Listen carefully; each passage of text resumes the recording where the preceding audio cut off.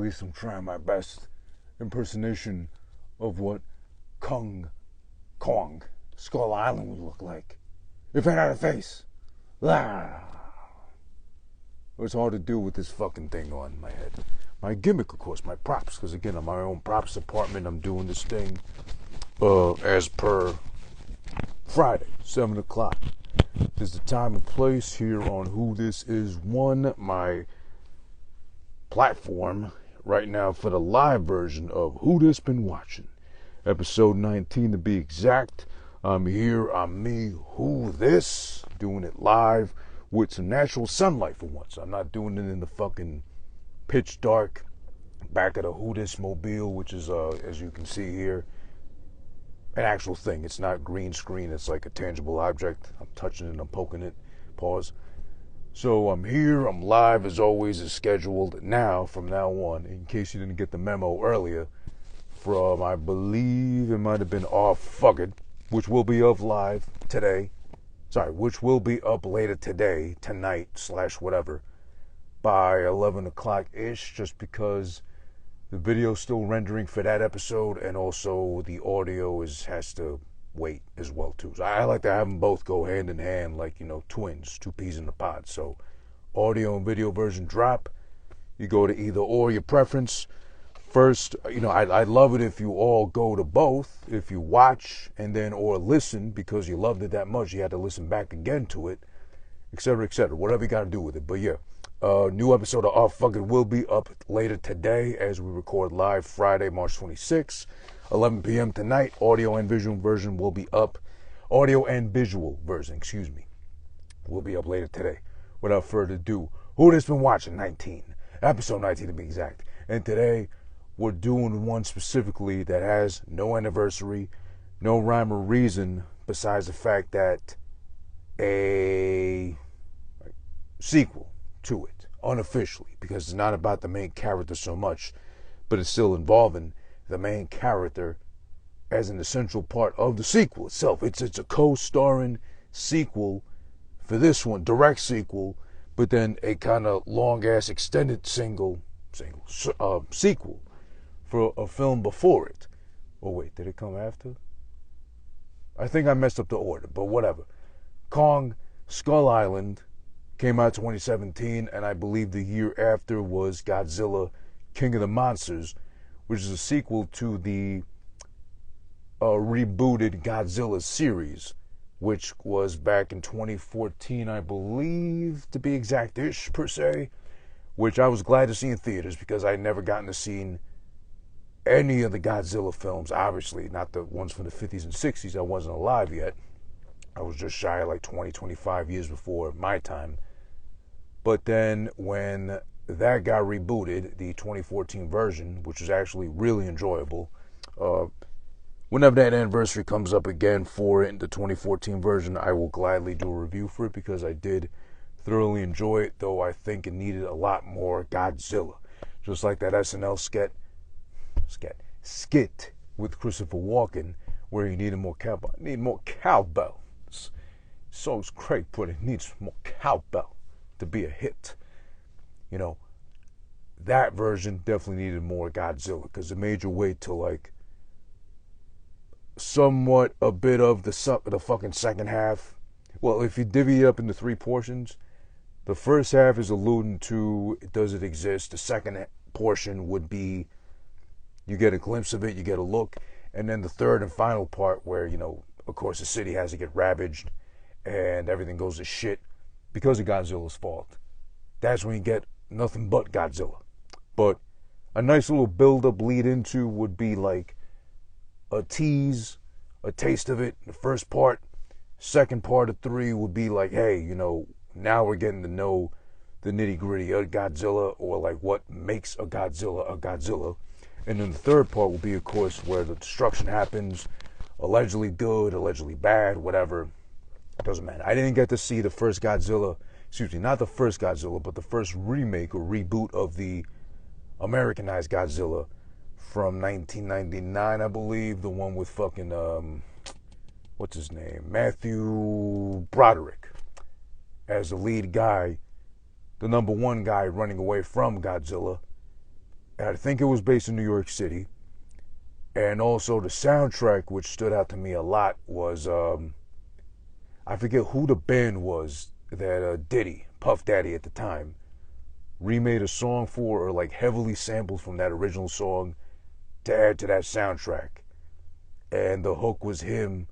Well, I forget who the fuck was the guitarist from some old ass, like really well-known band. Like the names escape me right now.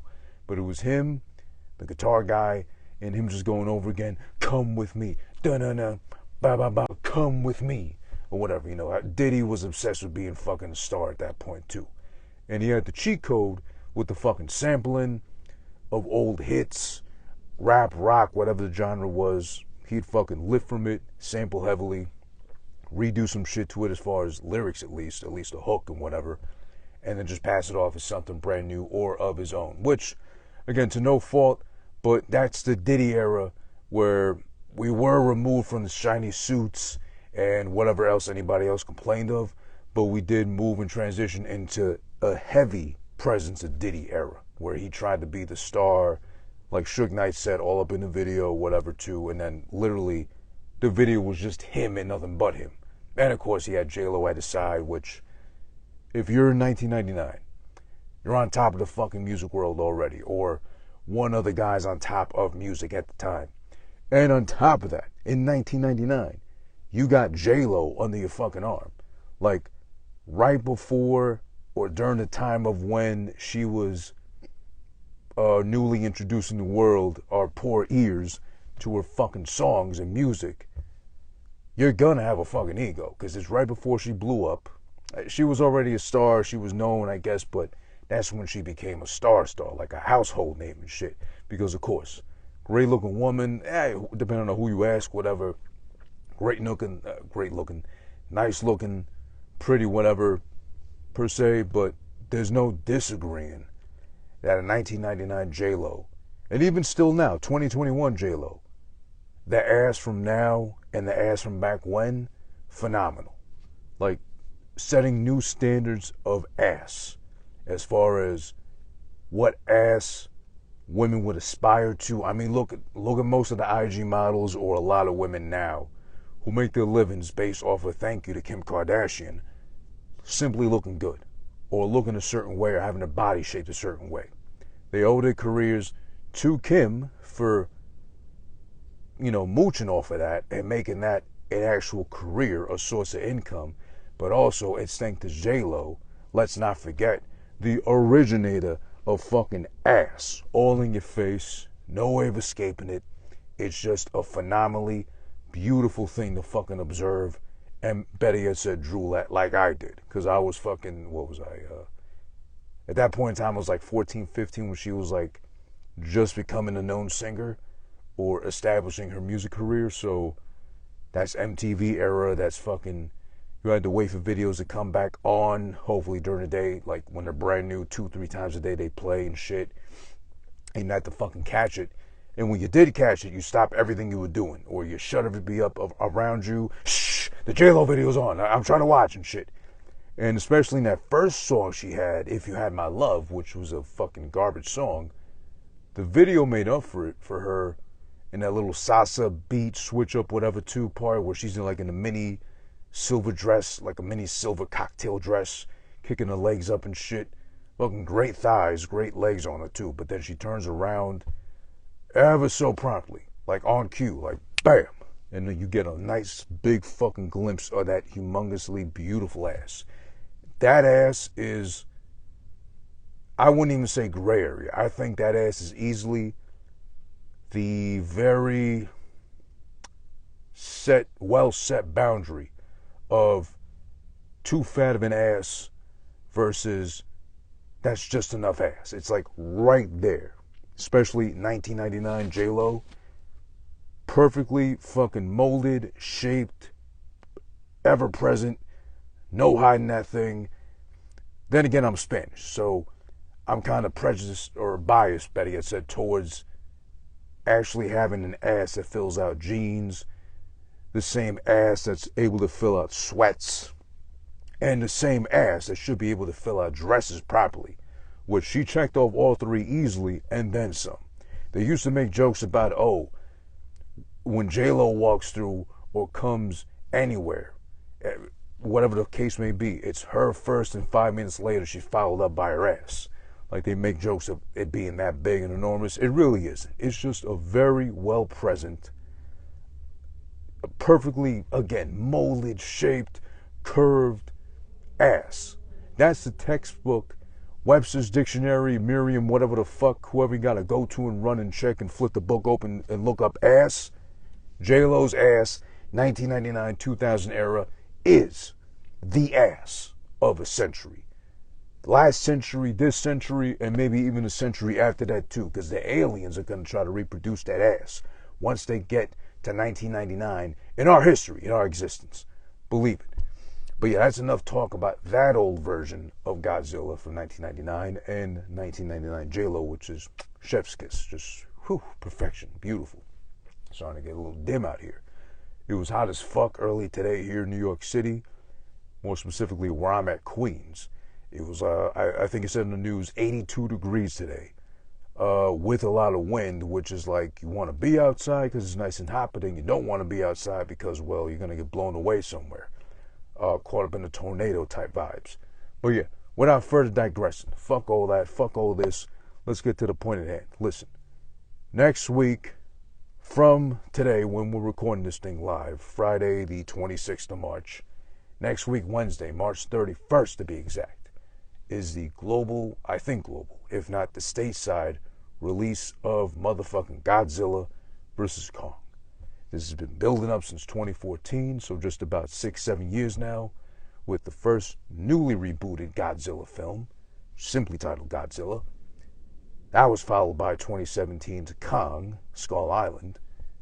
After that, you had Godzilla, King of the Monsters, a sequel to the 2014 version, and now, after 3 years of waiting, pandemic, all this shit, and the hype, allegedness of will there be a Godzilla vs. Kong, because there was an old-ass one from the 50s, or 60s, or wherever it was from. Will we get it? Will they battle? Is this alluding to? Is this building up to whatever? And it's official, yes. We're getting it as of next Wednesday, March 31st. Godzilla vs. Kong. The wait is over. The wait's over for me, too. I've been waiting on this one for a while. And I already knew from fucking Godzilla. And then when they were running crazy with the rumor about King Kong's being remade too, to actually be made cool and shit, whatever, it's like, okay, eventually the end goal of it will be Godzilla vs. Kong, modern day, better graphics, better looking, not as shitty as like the one they had like in the 50s or whatever. That's much better. So finally, the payoff is next week. I'm going to enjoy myself, COVID or not. I already purchased my tickets, so I'm going to go enjoy myself Wednesday afternoon, first showing of that day, not too far from me, to actually watch the shit, embrace the shit, and enjoy myself. Because, listen, I'm a consenting adult. I haven't had the vaccine yet. I don't know if and when I will. I've tested negative for COVID, and there's no problem there. So I got no issue with going to the theater again, which I've been missing sorely for like over a year now, however long it's been, with my mask, sanitizing frequently, socially distanced. Leave me the fuck alone. Don't look my way. Just let me be with my fucking popcorn. Let me be with my fucking soda, snack of preference, whatever the fuck's going on. It doesn't matter. Next week, that's the point. Godzilla versus King Kong. Got them going at it. Fucking each other up for like at least, let's say, hopefully 2 hours. Let's hope the CGI isn't horrible, terrible, mishmash. Because as we'll bring up now, with the in-depth review recap of Kong. It's not K-U. It's not K-U. K-O. Kong. Skull Island. A lot of CGI was used, obviously, because there's no real life 50-foot plus tall apes out there running wild on a unnamed, uncharted island. I wish. That'd be so cool to fucking die that way at least. Hey, I got squashed by a fucking ape. But then again, who am I telling? I got squashed like a fucking berry in a bush. And there's no real life fucking radioactive dinosaur, sea monster, some sort of overgrown monitor lizard who got overfed in the Bronx and broke out of his fucking cage and turned wild in the city. Turned his back on humanity, and now it's gonna fuck us all up. But then he went good, he was emo, and now he's got really stubby little arms like the T-Rex and the whole massive backside like a lizard J-Lo almost, like just all ass, all tail, and fucking tiny upper body. So they don't believe in chest day, nothing like that, or lifting of any sorts, no pull-ups, nothing. Don't challenge them because you'll easily beat them. And then you got Kong, who's agile as fuck, you know, flipping and parkouring around. He's like a young Chris Brown when he just started before the drugs, the tattoos, and before allegedly beating the shit out of Rihanna too. So, shout outs to TDGR Podcast for joining the live. Appreciate it. And listen, the fact that Kong is so agile, so able to flip, acrobatic, fucking in shape. Listen, the guy, when you see the ape, when you watch the film Kong, I said it right, Kong Skull Island, has little to no ass on him. And whatever ass cheeks he's got is well hidden under a lot of CGI hair. So, needless to say, there's no hinting at the genitalia either, because that's the thing too that bothers me. It's fucking Godzilla is asexual, according to the 1999 version we got with Matthew Broderick, but then that starring Matthew Broderick, he's done nothing but rom-coms and Ferris Bueller shit, so I'm sure he's genderless by now too if you really ask him. It's like, I'm not sure anymore. I don't even know who I'm really, like, alluring back into the fucking theaters like that. So Godzilla's asexual. He's male, female. He's able to reproduce amongst himself, and all the radioactivity going on too. It makes you think he's from Chernobyl, or if anything. That would probably explain it best. And then you got Kong, who's an overgrown ape again. All these acrobatical feats and fucking defying gravity and such a massive thing, being able to flip in the air. Exactly. Kong is practically a ninja in like a gorilla cosplay, pretty much. He's like a Comic-Con flipping around. It's like, wait, you're supposed to be a gorilla. Yeah, I'm a ninja gorilla, though. You haven't seen those yet? They're hybrids. It's like, okay. It's like the guys that like to fuck the other guys, I think they are, that go to the conventions to watch like My Little Pony or something like that, too. I think they're supposed to be, what is it called? Furries or whatever? Well, not furry like this. This is just props. I mean, I got a real head underneath this. It's bald. This is why I hide it too as well, at least for who has been watching. But the furry conventions, they got the guys who are like fucking creeps. I think their whole deal is they like to fuck each other while they both wear the My Little Pony costumes. Or it might just be they love My Little Pony so much and how thick the little ponies are that they leave the person they're fucking to wear the My Little Pony costume and make a hole and do the thing with them too and clap pony cheeks. Mystical pony cheeks, excuse me. Shout out to 8-1-0, 8_1_0_ podcast, or Villain of Vaughn for joining as well. Much appreciated, and yes, big ups to the homie as well. Just celebrated 1 year anniversary too on Twitch. I believe that was a week or two ago. Again, I apologize for missing that. That was one of those random Fridays I had to fucking be an adult and fucking run around here, there with my girlfriend, just dragging me all over the place to fucking, not even by the dick, that'd be nice enough, but just dragging me all over the place to do fucking errands we could have done during the day. But she waited till fucking nighttime where I want to enjoy myself and unwind from work. That's, of course, when you got the women in your life fucking running things. Just like Kong, if anything, too. Running away. I get a big feeling before we really dive deep into fucking Kong, Skull Island from 2017 here. Kong might be so agile, maybe too agile, to the point where he might be able to flaunt the fact that he'll be able to do a lot of running away. And since he's a gorilla ninja, as alluded to by, again, let me not mess this up, TDGR Podcast, he's a ninja gorilla. So he's going to be doing a lot of flipping away and parkouring away. He's like, if anybody watches wrestling out there, he's like a John Morrison. Back when in his first run with the WWE, just like parkouring, flipping, and moonsaulting and all that stuff too, just out of the way. There's a thing simply called running away, but no, he has to make it extra and do fucking Chris Brown with it too. And acrobatics or Michael Jackson moonwalking when he could have just like turned around and ran away. But okay, that works for him. And I get the feeling that perhaps, again, these are Easter eggs alluding to Godzilla vs. Kong. We'll definitely get to Kong Skull Island, a really good film, and I'll tell you why in detail, of course, as I always do.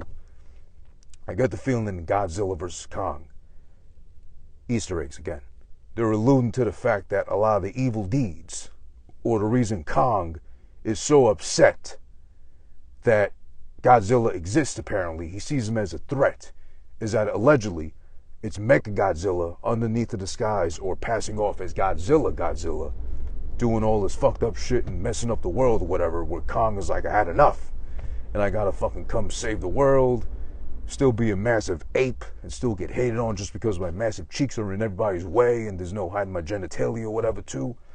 But then he'll be doing his thing and trying to fight off apparently both Godzilla and Mechagodzilla. And then it seems like Godzilla and Kong might team up and fuck up Mechagodzilla. But then if he's Mechagodzilla, and Godzilla already to begin with is a radioactive fucking dinosaur that's lived through centuries and millennia and stuff, doesn't he have the clear-cut win? I mean, it's a 2-on-1 handicap match on a much, much larger scale. But who's really got the advantage? If anything, I think Kong at least can flip his way out of danger, if need be, too. But then he's got to find buildings big enough to dangle off of, and I don't know what's going to go on. But I'm looking forward to it. I hope it's at least 2 hours, and at least 2 hours of fucking nothing but action. And I don't want to see no emo shit. I don't want to see no Batman versus Superman, Dawn of Justice, Martha, whatever. Or, you know, Kong gets all over dramatic over, like, the one banana that was made just for him, his size, and then, like, you know, Godzilla slips on it or something and just sits on it by mistake or something like that. Nothing melodramatic like that.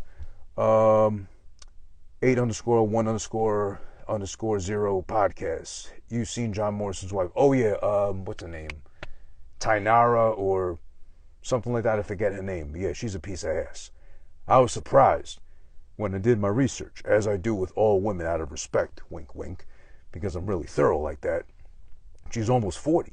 But she looks great for fucking whatever age she is right now, like 37, 38, whatever. So she's older than me, just signed now to the company. And I think there's definitely a lot of good things to expect from her. There's still at least a good, like AJ almost, like at least a good 5-6 years out of her. And yeah, cheeks, tits, all that. And pretty on top of that too. At least to me, she's pretty. She's attractive. So we got a lot of eye candy to look forward to. As far as the female roster is concerned, I mean, yeah, they want to be superstars too. I get it. They are. Definitely they are. There's no denying that. But there's no denying that, speaking of cheeks, it's not like we're going to look at fucking Titus O'Neil or we're going to be looking forward to fucking Bobby Lashley, even though he's got his bubble butt, whatever, going on too. We're not going to be looking over to them for that shit. We're looking over fucking Tainara and fucking, no, I think that's that other girl in AEW. Taya. I don't know her fucking name. It's something with a T and a Y in the middle. Awkwardly placed, whatever, somewhere there. I mean, there's Bianca. Bianca's an odd case because I love her. I'm in love with that woman. I've been in love with her since I laid eyes on her.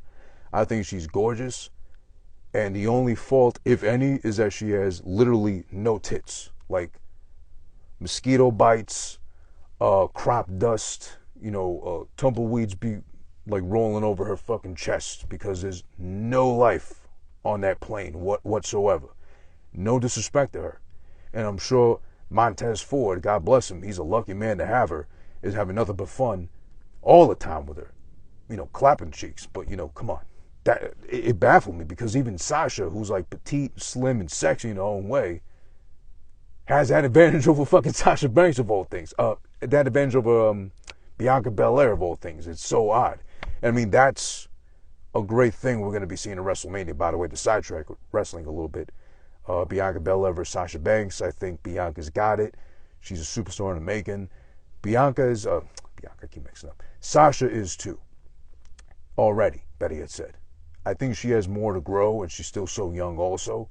But surprisingly, Bianca's a little older, but she's already got so much more superstar potential, I think, over Sasha. Sasha's like kind of capped because of her mic skills, all that shit too. But then Bianca's like overall presentation, I believe. But yeah, without further ado, listen, we can always do some more Godzilla vs. Kong talk in between here and there, whatever. But for right now, let's get into this motherfucking Kong. Skull Island, 2017 release. Listen, I've never been the biggest fan of King Kong. I was always more of a Godzilla guy. I believe in him more as being the more credible threat as far as the guy to mess with and to be more scared of because, of course, overgrown fucking lizard, all scaly, you can't grab him, nothing of that sort, radioactive breath, stomps on you so easily, The only disadvantage, of course, are the fucking baby T-Rex arms on him. So, again, slight advantage to Kong because he's able to fucking jump around, flip around like a very young, drug-free Chris Brown. Shout out to Kenneth_Stones for joining one half of the Dirty Heels podcast. Shout out to you guys always. Much salute and much love.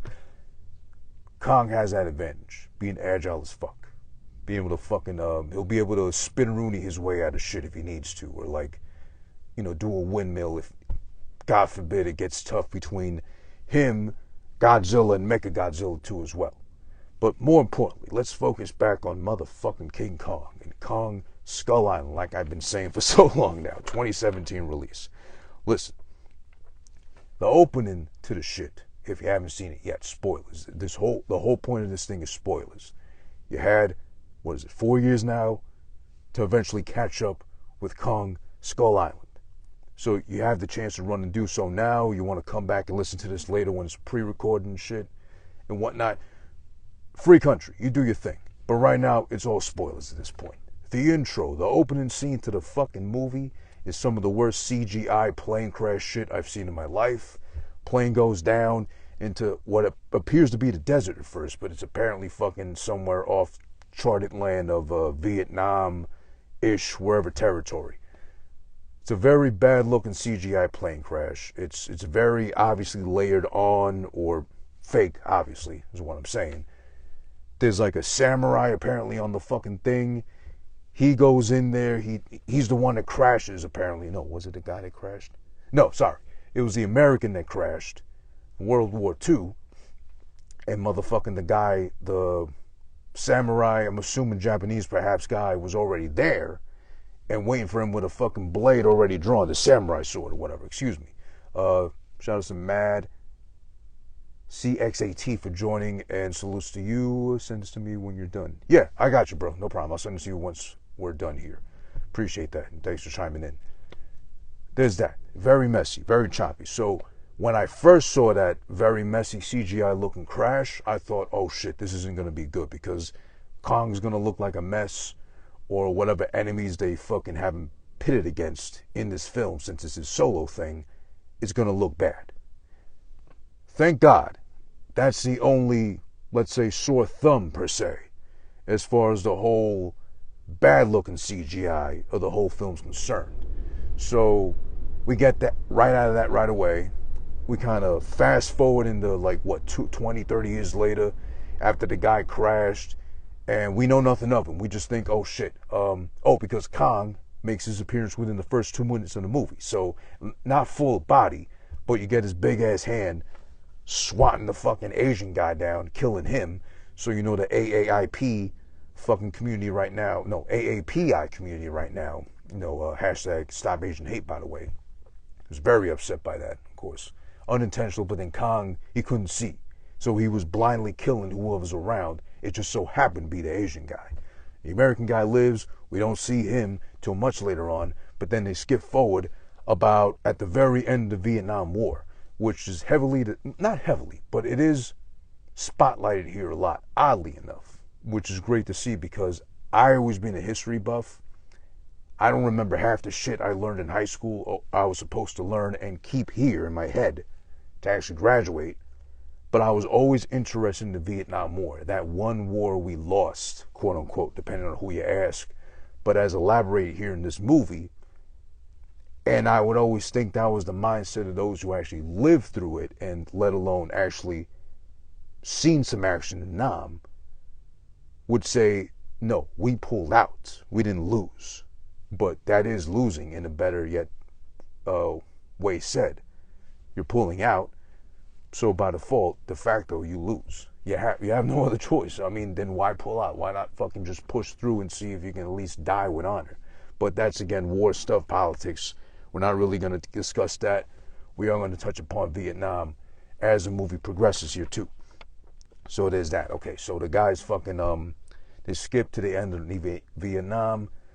There's the organization called Monarch, which is already investigating from the 70s, 60-ish, the existence of the fucking, what do you call these things? The monsters, pretty much, like Godzilla, King Kong, all of them. They know, they're aware of their existence, so they're like, hey, can we get a squad of guys that went to Nam to go to this fucking uncharted island around that region where we sense some activity going on. We want to see what's really making over there, what's really doing and shit. So they do. It's, what's his face? Samuel L. Jackson's a colonel. Really good in this movie, by the way, but then again, no surprise there. No shit, Sherlock. Motherfucking, what's his name? Tom Hiddleston, or Loki from the Marvel comic universe, movie universe, whatever. He's there. Pleasant surprise. And really good. Really good. I like him. In anything I've seen him in, I pretty much like him by default. And then, of course, me speaking at least, but I'll defend her if I need to. Not so much the Captain Marvel realm, but just her period, which I wouldn't mind sniffing. That's disgusting, but yeah, we'll edit that out. But Brie Larson, who's a chef kiss, adorable. What a pretty fucking girl, woman, whatever you wanted to define her as. Not so great as Captain Marvel. I was kind of bored with that movie, to be honest. But besides that, Brie Larson has been a crush for me for a long while. And then she's in this fucking movie on top of that as a pretty little brunette with a big old bright brown eyes and shit too, just doing the thing all throughout the film too. They form a squad along with these fucking soldiers to fucking see how and when they're going to be able to get this island where fucking they don't know Kong's there, but he's there. And he's the fucking god, according to the tribal people that are stuck on that island with him as their protector, because there's these other fucking lizards, overgrown beings that are fucking inhabiting and come up from underneath the Earth's surface to attack every once so often. But Kong is the one protecting those people from them big fucking lizards. And apparently there's this whole thing with a huge mother lizard that won't surface as of yet, which is kind of like alluding to Godzilla, which won't surface until Kong is either dead or gone from the island. So he's able to fight off the smaller ones or the other monstrous-sized monsters throughout the fucking film. But it's not until the very end we get the final fucking look of the big fucking lizard, which I thought would have been, damn, we're going to get Godzilla versus Kong already? But no. It's a whole nother fucking lizard that makes no sense, doesn't seem probable at all, but, you know, and not so great CGI. Not as bad as the plane crash, but not so great CGI. So they make it through the island. A whole fucking storm, tornadoes blocking off the island from the rest of fucking mankind. They make it through anyway. Immediately they think, oh, we made it. We're fucking here. We're going to take over this virgin land just like the colonizers / white people do with their fucking privilege, flexing all over the place and blasting their fucking 70s rock through the speakers out of the helicopters are swarming the place. Then out of nowhere, fucking big ass hand comes at you like this, and then like that too, and then a fucking Hadouken, a big hairy Hadouken comes and takes out all the fucking helicopters, almost all of them. 2 of them are left, of course. Samuel L. Jackson can't die just yet, at least, thank God. Black man actually lives, besides the beginning of the movie, and also, Loki and fucking Captain Marvel live, so they have to, so they can progress the story, doing their thing. Everybody else pretty much dies. Kong is established. They're looking at this humongous fucking, 50, 75, 100-foot fucking gorilla just standing there against the fucking blazing sun as it dips slowly to set on the island, which no man has stepped onto before, at least civilized man has stepped onto before. And they glance and look deep into the big brown eyes of this gigantic fucking ape who's gonna kill their ass if he really knows what they got coming to them. And of course, they make it all safe and sound. At least Samuel L. Jackson, Captain Marvel, and fucking Loki, or Nick Fury, excuse me, and all them make it down.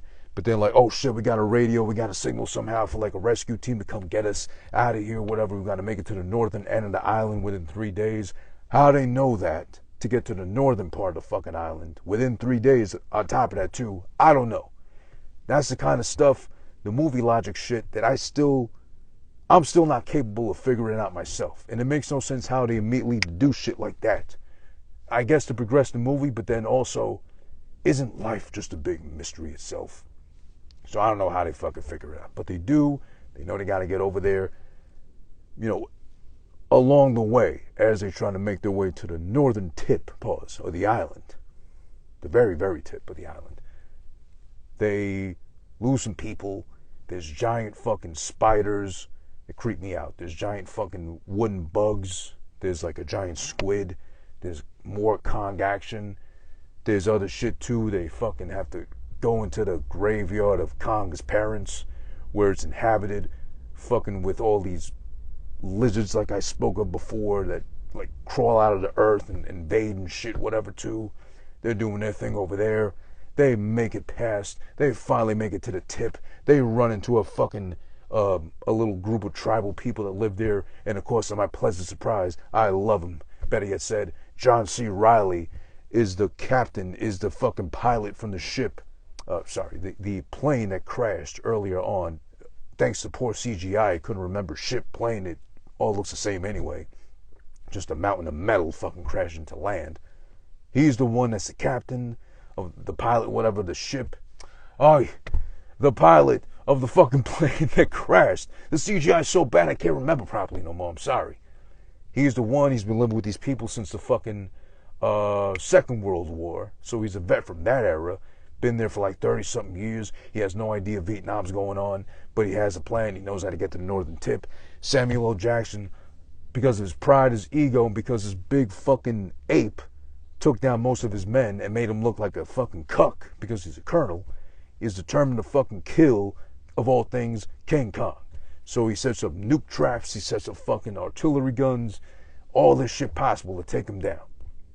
And of course, that leads to the fucking standoff between him and Kong. He is able to kind of semi-fuck up Kong a little bit just because Kong is not, and this may lead to his one weakness, one very sore thumb weakness against Godzilla, is that he is vulnerable to nuclear warfare and or napalm, which they fucking surround him with. They fuck him up for a little bit. He's down for a little bit, down for the count.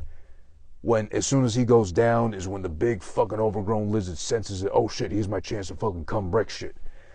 Comes out, mother lizard comes out, starts fucking everything up. Kong jumps right back into action, and when fucking, of all things, Samuel L. Jackson, the colonel, whatever the fuck his name was, starts thinking, oh shit, here's my chance again to kill this motherfucker, shoot him dead in the face, even though I'm as big as one of his fucking nostril hairs, too. Kong squashes his ass, gets him out of there right quick, starts to fucking fight off this big ass lizard. It's a pretty epic fucking fight already. Kong is a very skilled fighter, a very tactical brawler. It's like Rocky 5-ish, sort of like ridiculous how big a scale this, I want to say street fight, but deserted island fight is. But it's so epic. It's so fucking great. It like makes the whole movie, if God forbid the rest of the movie leading up to that part would have been bad. But no, it's not bad at all. It's pretty good leading into this final fucking fight. And of course, Kong has to win because he has to live to be fucking, which I was scared to see. I thought he'd be taken victim or captured and taken off the island. But no, at the very end, he beats the fuck out of that lizard, kills it for good. So now he's God to the people and anything roaming on that island. No question there. His fucking big hairy gorilla balls are swinging and letting them know, hey, I'll dunk them on your head if you want to fucking come test me. There's no competitor. There's no question. I'm the king. I'm the god here. But I'm not Godzilla. I'm King Kong, if anything, too. So they leave him alone. That's great. That's phenomenal. And then the movie ends. It's fucking great. And then finally, when the fucking people, was it Captain Marvel and Loki? Well, Nick Fury's dead, so of course, in Godzilla world at least. They make it back. They get interrogated by the government. They're like forced to deny that King Kong exists. So they're shown footage as to why, because they're told basically, hey, there's more of these motherfuckers out there and they're running the fucking world. We think we own shit, but really it's all theirs. We're in their playground. We're kicking up sand in their face, and now they got tired and now they're going to fuck us up pretty much and take our lunch money. They're showing film of fucking Godzilla and Ghidorah and Mothra and all this shit that exists already besides King Kong. But they're just waiting, lurking in the shadows to fucking come up and just take ownership back of the world and shit. So it's a whole scary thing. It's a whole process too as well. Let's go through the notes I made. All right. So, let's see. So the interesting thing about Skull Island, fictional island, of course. Uninhabited, uncharted, well, habited by these tribal people that are stuck there. Apparently they've been there first, but then maybe King Kong might have been already there. I'm not too sure. Point is, they both exist, they coexist. They look up to Kong like a god. He's their protector, pretty much.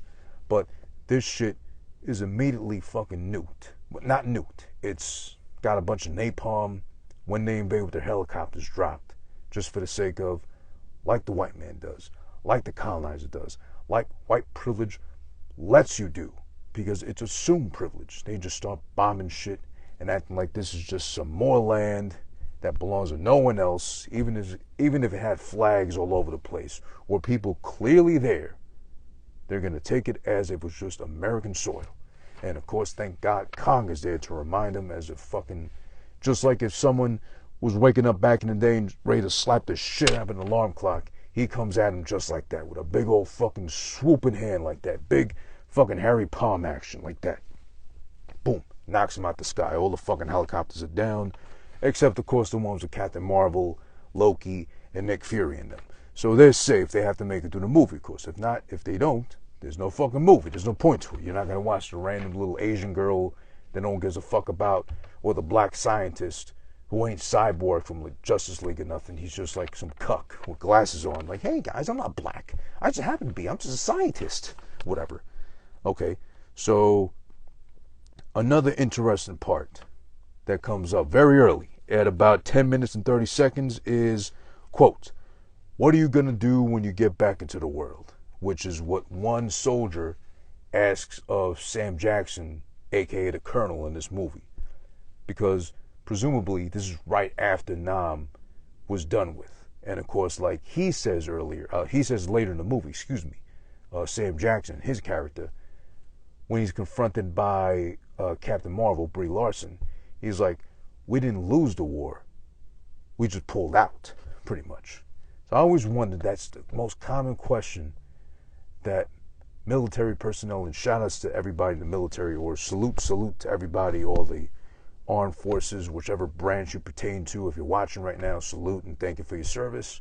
Much respect due. I know plenty of people already in the military of all different branches and varied kinds, so nothing but respect due to them. I guess that would be the most common question. Maybe not so much for the ones active now, because thank God there's no war right now that we're actively a part of. But what about the guys that were part of war? When that's all said and done, and they're coming back to, I guess, normal life, to live a regular lifestyle. That has to be the most common question. What are you going to do when you get back into the world? Meaning normalcy, a regular life. No more guns going off, bombs, imminent threats, wherever you lay, stand, sit, rest, whatever. There's no such thing as sleep, pretty much. Inactive warfare, of course. I would think even in just the military period, because God forbid something happens, you call into action, from wherever you are, and you're called into action, do your thing immediately. So again, God bless you guys. I hope you're all safe, guys and gals, and whatever you identify as. So long as you're active right now, I hope you're all safe. But I would always wonder, and I'd love to ask a vet of any sorts, from whoever's still alive, to ask, did you ask that of your military buddies once, let's say, this war was done with? And I'd like to see their input, their insight on that too. And then, let's see. What we got else? Okay. Right, as I said before, 17 minutes in, that's when Sam Jackson, responds to Captain Marvel, Brie Larson, by saying, we didn't lose the war, we abandoned it, Betty. I said, that was it. So I was always a fan of, not so much a fan of what happened, but more of just the history, the story, the building up to Vietnam. Why we went there in the first place, what really happened there, and why we had to, as Sam Jackson's character said it here, abandon it, of all things. Because it's war. It was declared. We're obviously there. Territory, land unfamiliar to us. We invade. We think it's just an easy win, but then there's guerrilla warfare. They come at us with their tactics, which, of course, we're in their playground. So we're playing by their rules. We're just assuming because we got guns, technology, at the time at least, in the 70s, however long that was ago, everything to our favor, but then we're unpleasantly surprised you've got the rug yanked up from under us, and just sorely reminded that, you know, we're not that powerful apparently. So then I guess that's probably what led to napalm and Agent Orange and stuff like that happening too, and, well, like said here, abandoning the war. I'd also love to tap into the mind of a Vietnam vet. Maybe not so much here in Who This Been Watching, but more like, oh, fuck it vibes. I'd love to ask him or her, I don't know if that's even applicable, but like a vet from Vietnam. If there's still any around, alive, whatever, let me know, you know, shoot me some info. How that went down. And do they feel, I guess that could be a closing question, do they feel they lost the war, or did they have to abandon ship, better yet said? I think it's more the latter. But then again, I don't know anything. I'm not military. I don't claim to be. I would never even assume or aspire to be. But I'm not that brave, period. But I'd love to get that mental insight. See, like, pick away the brain. See, like, what side do you stand on and why in that case, too? Because those must have been horrible times, if anything. But also, let's see. What else? As we move along. Yeah, one good point about this fucking film was that I'm not familiar with any of the songs they placed or dropped in along the fucking runtime, whatever. All the fucking songs fit perfectly. They're all like 70s-ish, like psychedelic, hippie, rock, whatever, appropriate to the times. But every song that plays, that cues up, that fucking hits perfectly. It lands. It's fucking great. So if there's a soundtrack, I'd love to fucking find it on Spotify, which I didn't do beforehand. But, or if we were back in the days of torrents and all that shit, I would have downloaded that thing immediately. Well, along with the movie, most likely, but we're not in those times no more, excuse me. Much simpler, much more fun, and more accessible to fucking what you wanted. Music and movies, free all day. But then again, imagine if we would have had access to torrents and file sharing like that, like we used to back when, so heavily, while the pandemic's going on. We'd never go back to work. What's unemployment? We'd just be stuck all day downloading everything possible, along with shit we don't need, just to fucking stay home and watch everything possible, listen to everything possible, enjoy everything possible, fucking locked away in basements and fucking rooms and whatnot. We'd be divorcing. No, we'd be so busy fucking watching and listening to everything we got on our hard drives. Spouses would be leaving us, fucking filing for divorce. They'd have to make a special law about, oh, well, he's so busy and lost in the zombie state of mind doing this and that and the other in his room. We'll just file the divorce for you, ma'am, and you're good to go. You're free, off the hook of this idiot, whatever. But, I mean, that'd be crazy to think. That would have been insane in those times, to have that shit going on. All right, so from there, at 29 minutes is when we get the official intro to Kong himself. Big, humongous presence, fucking taking down helicopters with the greatest of ease, left and right. Fucking only two of them are left. Again, the one holding Nick Fury and the other one holding Captain Marvel and Loki, of course, so they have to live to progress the movie. But that's when we get an official intro. A fucking good glimpse, a great fucking look at him again, like I painted earlier, verbally, standing against the sun. It's just this fucking shadow. And, you know, listen, the figure that's drawn out against the sun, or the silhouette, Betty had said, presented to you, there's no way to not confuse this thing with anything but a massively huge, gigantic gorilla, which is a King Kong, or is he a primate? Well, he's a primate, but is he a gorilla? Is he a fucking... No, he's not a monkey. He's a gorilla. A big-ass gorilla. There's no way confusing him with like an overgrown ass man or nothing. The hair, the texturing, everything around his fucking shape leads to immediately gorilla. There's nothing else. But they love to ask out loud. The fucking soldiers in the helicopters, the pilots, everybody's asking, what the hell is that? Oh my God, do you see that thing? What is it? We can't make it out or whatever. But okay, too. I guess what would have helped in that case would have been a huge CGI like hairy dick dangling between his legs. Because, of course, gorillas don't have tails, so if something's dangling between the legs, it's not going to be like, hey, it's fucking Goku from Dragon Ball Z or something, just overgrown and blown up to fucking massive proportions. No, it's a goddamn gorilla with a huge fucking dick, and he's ready to swing that thing your way and take you down with fucking boom, boom. But that would have been the NC-17, like, fucking Pornhub version of King Kong, if anything. or Dong, Skull Island, something like that. But yeah, that's the official intro. He comes in, just starts fucking things up, taking all the helicopters out with the greatest of ease. We're going to skip a little forward to motherfucking when they're all conjoined. Well, no, I think it's actually the soldiers that are left over that are following Sam Jackson, or the colonel in this case, through the fucking jungle. Listen, this part scared the fuck out of me, legit, because I'll admit to it again. I might have said it, I forget which episode, but it's true. No lying, no cap, as they say now, the younger kids. The only horror movie that ever scared the shit out of me, I guess you could say because I was younger, I didn't know any better, but because it's the most realistic threat that's out there. Fuck Jason, fuck Leatherface, Pinhead, Dickhead, Chucky, whatever the fuck else too. All those guys, they can go fuck themselves. They probably do because they're gay anyway. I don't like those fucking horror movies. They're stupid. I fall asleep through most of them anyway because I don't get scared. The only one that scared the shit out of me, because I love dogs, and this can happen legitimately if you got that big enough a dog who's abused or fucking that ticked off for whatever reason, or horny, God forbid. I've heard about those stories too.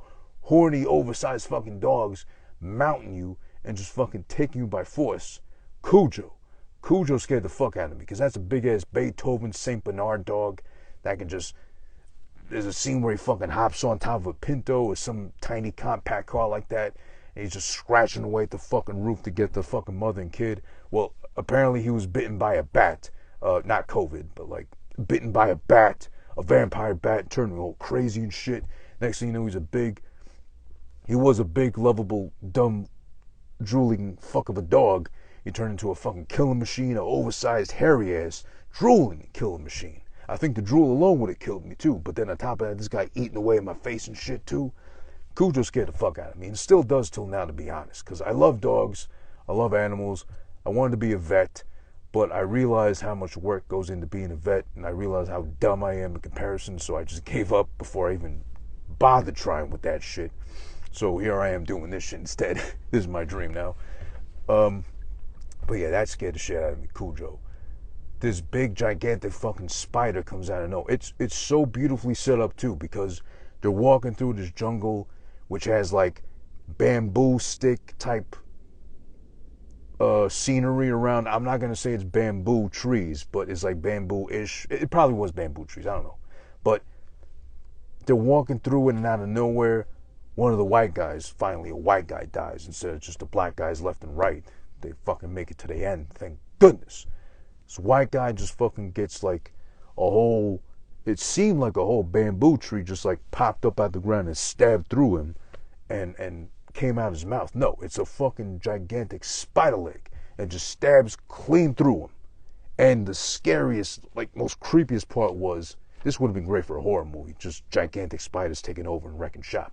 But this fucking spider leg just like clean goes through him, through the mouth, out his ass, stabbing the ground. Stands perfectly still because they just hear the "Hua!" as they all turn around to see what happened, and they're like wondering what even happened. Did he walk into a tree somehow, or how? From the root up? And then it's perfectly still, it's not moving. He fools them to think, the spider, he fools all of them to think it's like another bamboo tree or something. Then he pulls out, and then the body drops. And they look up, oh shit, it's a gigantic fucking spider. Oh fuck, listen. The only other movie that ever scared me like that, not on the scale of Cujo, but close enough, might have been Arachnophobia. And after watching that shit, however far removed it was from when it actually released, I saw that shit when I was little, by mistake. I shouldn't have been watching that shit because I was just like petrified at some point of the shower, thinking that these little fucking, whatever you call those, like little thin brown ones that got the fucking fast moving action, will crawl out the fucking shower and just crawl up my ball sack and my asshole. Like, I'm 5 years old, I'm worried about that shit already. I barely even know how to wipe myself properly, but of course I'm worried about spiders inhabiting my ass, of all things. But or the roaches like crawling into your head, allegedly through your ears at night too when you're sleeping. But I haven't seen a roach for the longest time, thank God. Okay, so we got someone who's actually honest too, and not afraid to admit, 810 podcast, I'm scared of spiders too. I'm not so much scared anymore. You know what's weird with me? The thing with spiders and insects and all that, I guess out of fear, I get so angry and so upset that I want to immediately kill them, that I just start throwing everything possible. I just start like punching walls if possible, or just grabbing the nearest thing and just, again, start throwing, start slamming, just immediately kill them. Eight-Legged Freaks is a scary movie to me too. I haven't seen that one. I think the scariest part of that movie for me would be fucking David Arquette's acting. No offense, but you know, he's not a great actor. If anything too, that might be one I never watch. Just again, I'm not a fan of David Arquette. I don't want to fuck with spiders like that too, or gigantic spiders like that at all. I don't want to fucking go into pre-cardiac arrest unnecessarily at such a young, well, 35 is not so young, but a youngish age per se. Shout out to Joseph_A_Thomas for joining the live as well. And thanks for sharing the post earlier too. I forget which one you did exactly, but I appreciate that a lot. Also, 810 Podcast, Villain Levon, and Mad Cat XAT as well too. You guys have been sharing my shit, and I really appreciate you guys doing so. Means a lot. Thank you. And for also chiming in when you can on the live. You know, everybody's got lives and shit to do on a Friday night, like SmackDown. SmackDown's on, but that could wait a little bit. It hasn't been that great as of late. But yeah, exactly. And I'm, same here, I'm cussing the bug out while I'm killing him too. Yeah, exactly. I'm cursing the mother out. I'm fucking calling out the mom's cunt for birthing a fucking heathen like that too. Roach, gnat, whatever. It's all disgusting. But yeah, the big ass spider pulls out his leg. Then there's a whole fucking scene about them all going crazy trying to shoot the spider. I forget exactly how they took the spider down, but basically, you know, Samuel L. Jackson, the colonel in the fucking movie, has to be the hero, the one that's defined above all. And of course, he puts two in the fucking spider's head, or like ass, whichever way he was looking at too. Confirmed kill, like we were like talking Call of Duty here, something like that. Then they move on and progress. All right, but that was clear enough. That spider spot was fucking scary. Another very scary part was right after, when not the army group, but the group that had Captain Marvel and Loki in it, and some other people like the Asian girl and the AAPI identifying girl now too. Hashtag Stop Asian Hate, by the way, and the black scientist guy, which no one cares about apparently. They fucking make it into this one like seemingly abandoned part of the fucking jungle, where there's signs of civilization, but they see no one, and all of a sudden this one guy is just like camouflaged against like these like stone walls and shit. And of course, Captain Marvel's cute ass just jumps, whatever, she's scared. She didn't drop a camera, thank God, because the camera in 1970s would have been like so expensive and not easily to replace, at least not in the fucking jungle. Maybe nowadays with like fucking Amazon Prime shipping and all that too. That's a different story. And yeah, Samuel L. Jackson's in the movie. He's the colonel of the fucking army group that goes into this uncharted island to discover and find Kong's big hairy ass. Very good in the movie, by the way. But then Sam Jackson's kind of like a cheat code. He's like, obviously he's going to be good, or at least a good part of a bad movie otherwise. That was the scary part because it's like a jump scare. He comes out of nowhere. You just see his eyes open and fucking kill us. Captain Marvel jumps, and whatever. She's scared out of her fucking mind. Pleasant surprise right after, to make up for being scared like I was. It kind of got me when it happened. Was John C. Reilly. He's in the movie too. He is the pilot that crashed onto the island and almost got killed by the samurai Asian soldier guy. But then Kong killed his ass early on, so he lived. And it's John C. Reilly. He's the World War II vet that crashed there. He's been there for like 30-something years. Has no idea Vietnam happened, or he just missed it. And or he's just glad to see fucking white people, I guess, if anything, around his part of the fucking woods, literally. So he's a pleasant surprise. He's real funny throughout.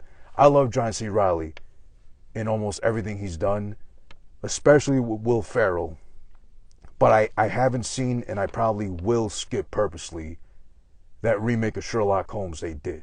It looked kind of hit and miss with the jokes in the trailer, but I got a good gut feeling telling me to skip that altogether. So we'll leave that in the back burner to never be watched. So fuck that shit.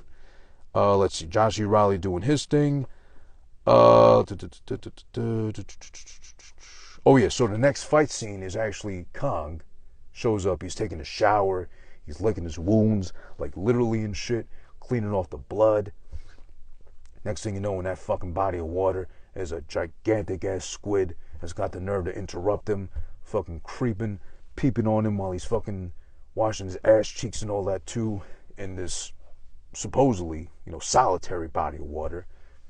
Kong has to be bothered to fucking kill him and yank him apart, and just very effective kill, and most logically for a gigantic ape like he is, just yoinks on his fucking tentacles and just stomps him one time to crush him to death pretty much, and drags him back to wherever it feels like and starts sucking and eating on the tentacles. It was kind of pause-worthy the way he was sucking on the tentacle. But another bad case of bad CGI on the giant squid. Because when he was, maybe the guy who was rendering or animating the tentacle slurping action on Kong might have been uncomfortable. He might have been a Christian or something like that too. So just imagining a gigantic ape sucking on a tentacle, slurping it down like a really sloppy blowjob or something, might have made him uneasy. So that would make sense in that case, just thinking out loud here, why that part is specifically poorly rendered. It's really bad CGI. It's fucking fake as everything possible. It doesn't look good. So it messed up that part a little bit, but otherwise a very cool kill. Kill confirmed, but messed up by the very poorly drawn slurp action. But that's okay. I guess Kong's not made for blowjobs anyway. But then again, when is he ever going to find something that big? And of course, my big thing, speaking of big things, pause. My big thing with Kong, Godzilla, all these things too. I get it. They're like godlike creatures.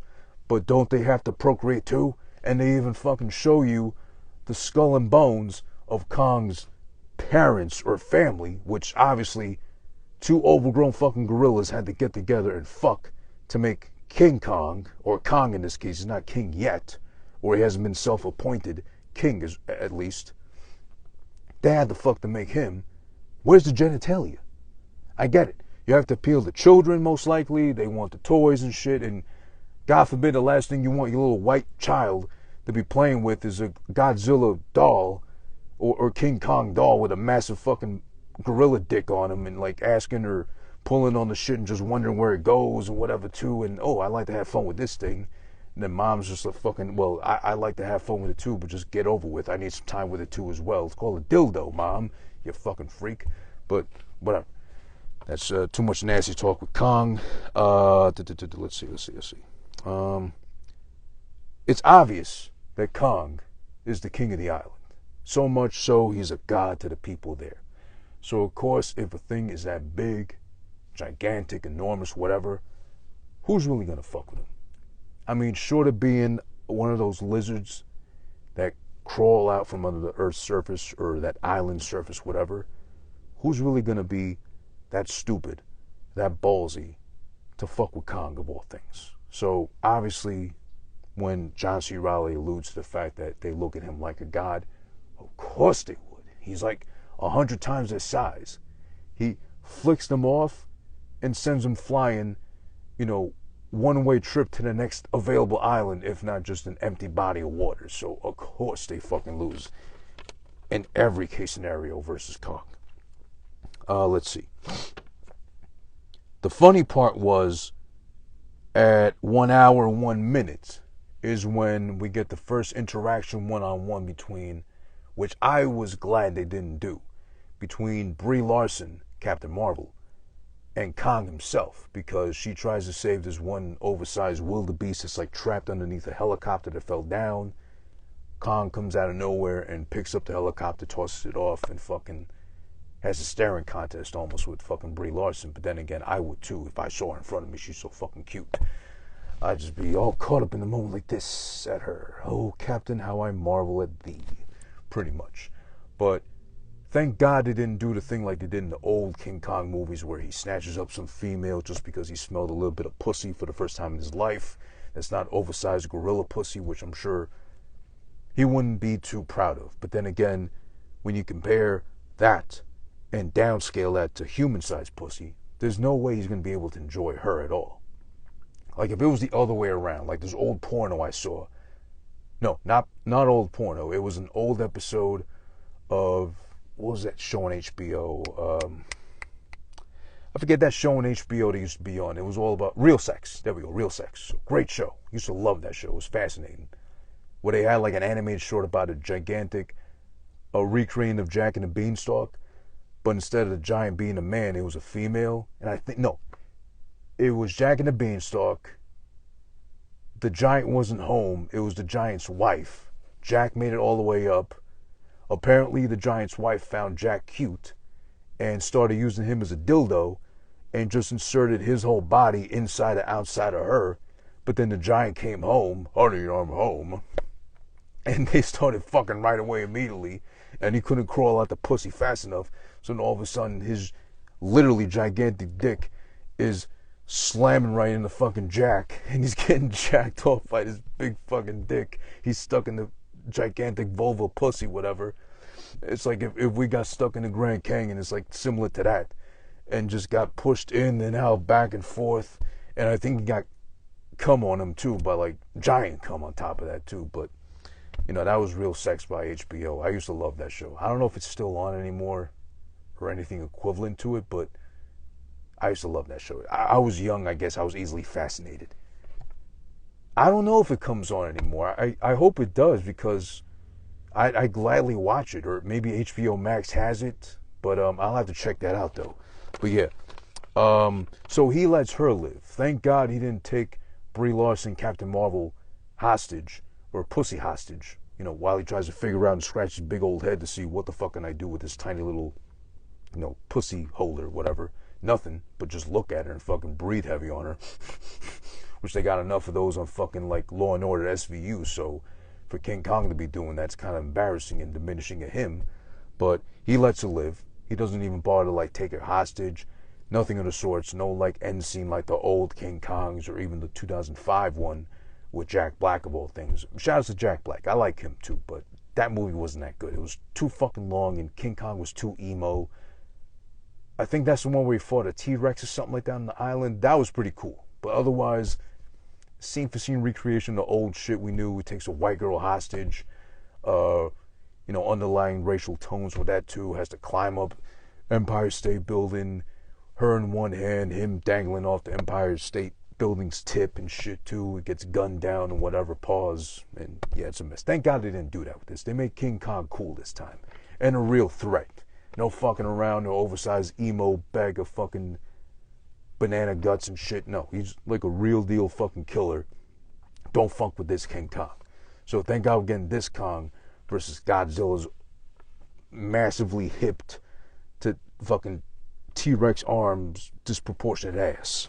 But yeah, we get that.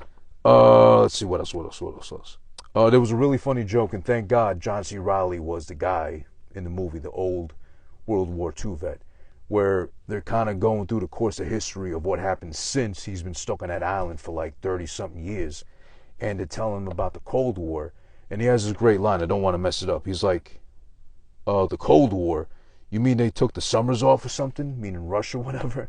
And it's delivered so much better in the fucking movie, but like his genuine curiosity of like what went on with the world was hilarious. Again, I love John C. Reilly, he's funny by default. Like, I love him in whatever embodiment, interview, movie, whatever he's on. I fucking stan John C. Reilly. He's hilarious.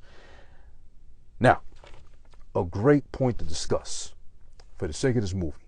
And I'm so glad that I was pleasantly surprised 4 times by the cast. I mean, first listen, you get, well, actually 5, because you get John Goodman. He's like the lead of Monarch, the group of fucking scientists, researchers that want to discover and locate where all these giant monsters are. So he's cool. Right after that, you get Tom Hiddleston and or Loki as the main guy, the explorer, fucking hunter, whatever, that's going to track down Kong or lead the people to Kong. Then you get right after her, fucking, I think it might have been Sam Jackson, actually. Yeah, Sam Jackson was first. So he's there. That's another pleasant surprise. As the Colonel. Right after him, oh boy, thank God I had pants on, because if I had my boxers on, it would have been a mess. Sorry, TMI, but I'm being honest. Brie Larson shows up, and she's fucking cute as a button as a brunette. Oh shit, as a photographer. And then right after her, not so much right after, but as I mentioned too, when they find the fucking people on the island, there's John C. Reilly, his fucking hilarious ass too. But Brie Larson though, holy shit, I loved her, and I'll be honest, I only knew of her or paid attention to her existence since Captain Marvel. Before the fucking movie showed whatever, they alluded to her as being Captain Marvel. I was like, who's that? And I fell immediately in love. She's just adorable. Again, my opinion, I think she's cute. I wouldn't say so much a baddie, but she's like cute as in like, I'd love to wife her up. She's like, oh, I wouldn't stop looking at her all fucking day if she was like wifey. But the great thing about what they did here is, I don't know if they did it to her or low key, she's got, shout out to Juan Epp, Peter Rosenberg and Cypher Sounds, Juan Epp fan since day one, or the original embodiment of the podcast. I think she's got low-key sneaky big tits, because it's either a really well-padded / cushioned bra that they gave her to wear throughout the fucking movie, and with all the costume changes and all that shit too, or she's actually got a nice fucking rack on her, because these tits are like the star of the show. They're fucking shining like globes. They're fucking front and center stage. Boy, oh boy, they're fucking great to look at. Now, I know, listen, with the CGI, you know what? Maybe most of the CGI went to fucking Kong and how he looks, as well as his hairy ass cheeks, thank God, covering everything, especially the hairy asshole, and no genitalia, so that would have blown the budget right out the water had they fucking put that in too. But maybe some of the CGI went towards the tits.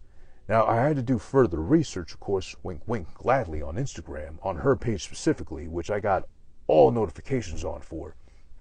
I did look through her feed, past pictures, videos, and such, especially the workout ones. I wonder why, wink wink. But it seems like she actually has a nice fucking rack of her own, without any need for like padding, enhancements, or CGI. But I think maybe the CGI was done in a way to make her tits look more ever present than they were before, or off camera, off set, off film, whatever. But shout outs to her for her great looking tits throughout the fucking movie. So of course, and I can't believe King Kong, and thank God again they didn't do the whole angle of a white woman smell some pussy, snatch her up and take her hostage. No, I'm surprised, as cute, as perky titted as Brie Larson was here, he didn't immediately take her hostage and just run away to the fucking northern tip of the island, pause, and do whatever gorillas, oversized gorillas, got to do with fucking pretty ass white girls in their possession like that, But shout outs to her again. I can't get enough of Brie Larson. Shout outs to AO Productions for joining. Salutes to you and congrats on the move. I hope you're enjoying your brand new space, so you have much more room for activities. Shout outs to motherfucking Step Brothers. Again, John C. Reilly, Will Ferrell. I love that movie too. By law, if you love comedy or comedies, you have to watch Step Brothers. That's a fucking great film. Hilarious, hilarious. Let's see. When they finally go to see fucking the gravesite for Kong's parents, Mama Kong, Papa Kong, and Diddy Kong probably too. He has a brother. There's 3 skulls, 3 bodies there, 3 sets of bones there. They're perfectly intact, nicely laid out, and you would think, well, how far removed are we from when his parents and his brother Diddy Kong got murked? Because they're perfectly laid out. They're laid out like they would have been in like a coffin for each one, like straight, like head to toe, bones all set up there too, and they're pristine and clean. But then when they go down there, there's all this, I want to say sulfur or whatever gas comes out of your bodies when you're dead. So when they go there, because, as a colonel, as a proud black colonel, shout out to Sam Jackson for playing that role, he demands, instead of going to the fucking boat they built to save their ass and get off the island and call for help, no, he says, no, I still got one soldier out there. I need to get his ass back to safety, back into the arms of his mama, because the war is done, but this war, us against Kong, ain't over. So we gotta get his ass and drag him out of here and bring him back home alive. But then, of course, they find out, unfortunately, he was eaten up already by one of the big-ass lizard monsters that's one of Kong's immediate enemies. creeps up out the earth and ate that motherfucking spit out the skull for them to see proof with the dog tags wrapped around the skull. Funny enough, that guy's dead. But he still wants to stay there. Motherfucking Sam Jackson, the Colonel. He's like, no, I still got to stay here because I got a personal beef to pick out with that big overgrown fucking gorilla. Or like he'd say, that motherfucking gorilla. Or whatever. And in the grave site, the bones are perfectly intact and clean or whatever. Like just got a fucking, like a Spanish house cleaner to come through the day before because they knew they were expecting company. Or King Kong was expecting company. They did that. Let's see. That was cool because that was the lizards. They come, they attack. They kill a lot of the guys too amongst both groups. But then they're able to kill the one fucking lizard thing that attacked and ravaged most of them too. So they make it out of there alive. And then John C. Reilly demands the Colonel listen to him and be like, I've been on this island for 30-something years. You know, not because I'm white, reflects on my privilege, black Colonel, sir, but I know what I'm doing here, and I can get all of you off this fucking island if you just let me take over and command. So they go ahead and do that, and the next thing you know, they make a plan to be like, okay, Army guys, you go ahead and go look for the guy if you still want to, or do whatever you got to do to fucking kill Kong if you need to. Meanwhile, the rest of us civilians are going to go up this river, up to the boat, and make our way there. We'll wait for you for one day, and hopefully all you come back and make it alive, and then we'll all escape together. But then in the midst of that, fucking Loki and Captain Marvel, they run off, of course, like white people do in the movies. They're the lovely couple, the pretty lovebirds and all that shit. They run off, and of all things, when they're trying to be alone by the moonlight in the jungle, away from all the savagery going on beneath them at their feet, Kong pulls up on them with his big overgrown fucking head. He's breathing heavy on both of them. But then Brie Larson, of course, Captain Marvel, she's the one brave enough to pull up to him and tap his fucking big nose and calm him down. And, you know, he's at ease. He's like, finally someone understands me. It's like he had a Drake moment. Like he's huffing and puffing, ready to grunt or whatever. But then just one female touch on him, and he's like, you know, quivering down his fucking body and soul or whatever. He's fucking reset. He's a new man. He's a new ape, if anything, too. But then he gets disturbed by the fact that Sam Jackson, the Colonel, and all his army goons are on the other side of the island, wrecking shit, blowing shit up, whatever. And meanwhile, while they wait for him to get attracted to the fucking fireworks that's setting off, they set up some napalm to try to trap Kong. And he goes over there all huffing and puffing and mad again and shit. You know, Sam Jackson's trying to be a fucking tough guy. He does get him, catch him off guard with fucking napalm of all things to bring down this gigantic ape. They do that. And then he's down for the count. And then the big ass fucking mother lizard comes out because he sensed, or she sniffed out that fucking Kong's down. Now it's time for me to come out. Like that old fucking disco song, I'm coming out. She comes out to that, fucking cue that shit, ready to fucking go to war. And from there, of course, there's the epic fight scene, the end of the movie where, you know, Kong, of course, wins. He has to. He can't fucking die. Otherwise, there's no fucking Godzilla vs. Kong without Kong, the essential part of it. Does his thing, kills that shit off. The day is saved. The white people are fucking safe. Sam Jackson dies because he let his ego take over him. He got squashed to death by Kong when he's trying to still shoot him when he's down and all that too.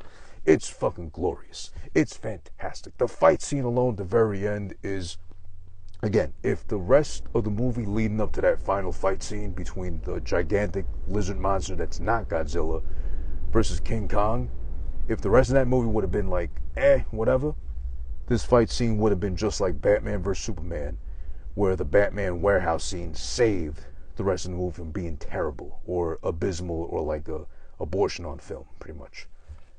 But yeah, the rest of the movie, I definitely say very well acted, perfectly, beautifully, chef's kiss, fucking acted.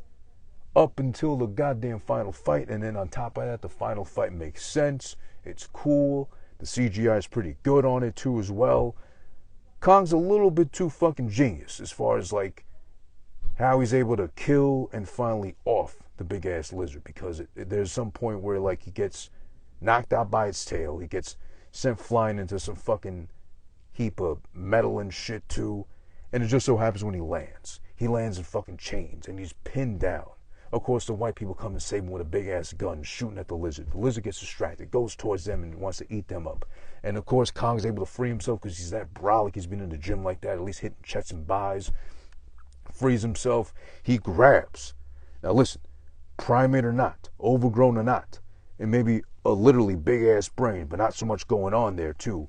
All the synapses snapped into action. He gets the bright idea to grab a fucking propeller, or the fucking whatever thing, the motor from a ship that was fucking torn apart.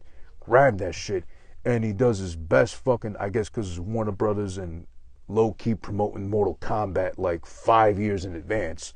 He grabs a fucking ship propeller, and he does his best, get over here, to the fucking lizard at some point to stop him from charging at the white people, and he fucking hooks him, he grabs him, yoinks him in again like Scorpion style, fucking Hadouken uppercuts his ass, and they're fighting and they're throwing each other around or whatever. And then, of course, a great part, he gets the ingenious idea, Kong, to wrap the fucking propeller around his big hairy forearm and uppercuts him in a way so much that he slices his fucking throat open. The lizard, I mean, he's down, he's wobbly and shit. And then finally, when the goddamn lizard, it seems like it's over. But when he snatches up Brie Larson, which in the midst of action, she's on a cliff, of course, perfectly fucking plotted. She's on a cliff, overwatching everything. Kong gets knocked into the cliff. She goes flying off. She lands in water. He knows immediately, of course, conveniently enough, where to find her in the water, to snatch her up, scoop her, hold her in his hand. And then all of a sudden, the lizard monster comes back to life. And he fucking jumps. But in the meanwhile, Kong's already got fucking Brie Larson, Captain Marvel, in his fucking hairy palm. Well protected, well scouted from him. Like, get away from my white girl, whatever. Just like fucking most of Brooklyn does when they snatch up a white girl for their own convenience and, you know, advancement in life. Get away from my white girl. She's mine. Whatever. Precious, precious. And all that. Fighting him off and shit. And then the lizard gets the idea to fucking really hits him where it hurts. And he starts fucking trying to eat the arm where he's holding Brie Larson, Captain Marvel in. But then, of course, he fucking stops him. He's trapped in there. But then Kong grabs his mouth, pries him open, and then snatches his fucking tongue and yanks it out with his whole internal organ system and shit like that too, just dangling out his mouth, and the lizard monster's finally dead. Kong wins, and that's the end of the fucking movie. But listen, what was I going to say here? Yeah, I did that. Listen, we did the thing already. Look, Kong, Skull Island. What am I going to say to wrap up? God damn it. What a film. I loved it. I enjoyed it. 2 hours, which I did not feel in the slightest bit being 2 hours long. Because when something's unenjoyable for 2 hours, you feel it. This case for Kong, Skull Island, 2017 release, I didn't feel it one bit. Not at all. Oh, shout out to Jamie.s_world for joining the live, as well as Plug Wave Music. And that's Plug Wave with 2 V's in it. And shout out to Joey the Kid always too, representing Troy, New York. But yeah, as we wrap up things here with Kong, Skull Island, it's so emotionally caught up in the fucking film. I was enjoying myself. I love the casting. Listen, what am I going to say? I already told you how much I love Brie Larson / Captain Marvel. Such a pretty little cute thing. Brunette in this movie instead of the dirty sandy blonde we're used to seeing her in as Captain Marvel or whatever else she does. The brunette set fucking so perfectly, cascading, falling like some waterfalls along her shoulder. Her pretty ass big brown eyes too. You got fucking Loki, Tom Hiddleston as well too. He's a great fucking actor.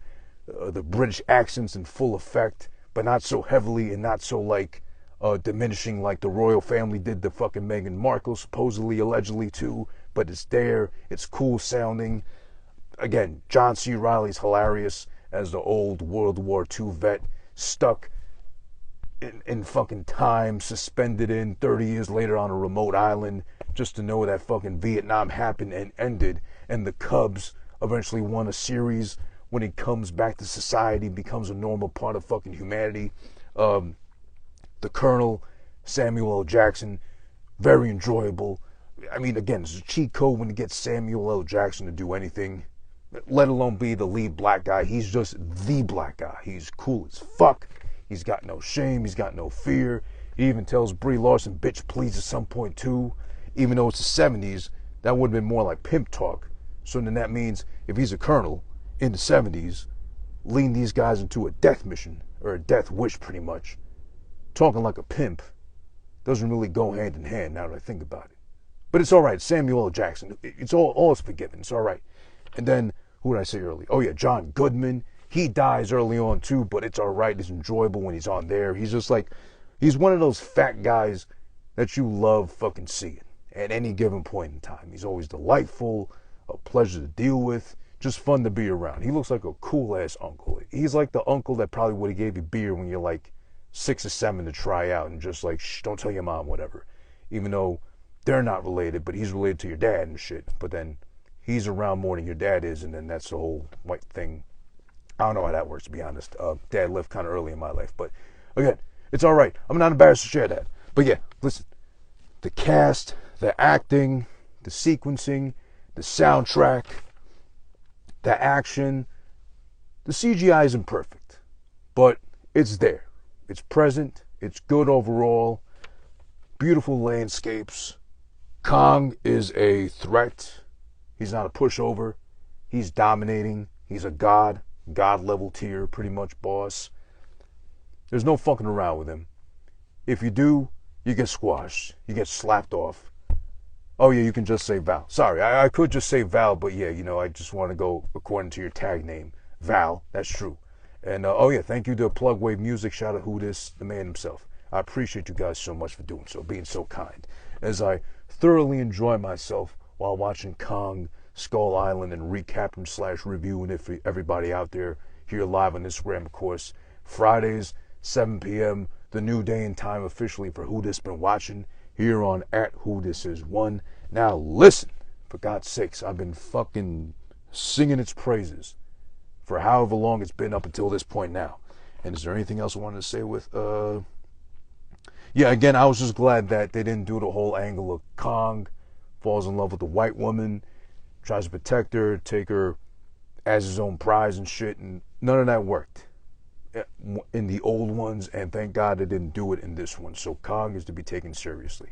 Now, we're at the point of the show, of course, where I, as emotionally wrecked and damaged as I've been leading up to this point in my life, and I'm not ashamed to say it, but I'm over that shit now. I've grown, I've evolved. I'm not a demigod or like anywhere near King Kong status or size, but still, inside, deep inside is where it all counts. I feel that way.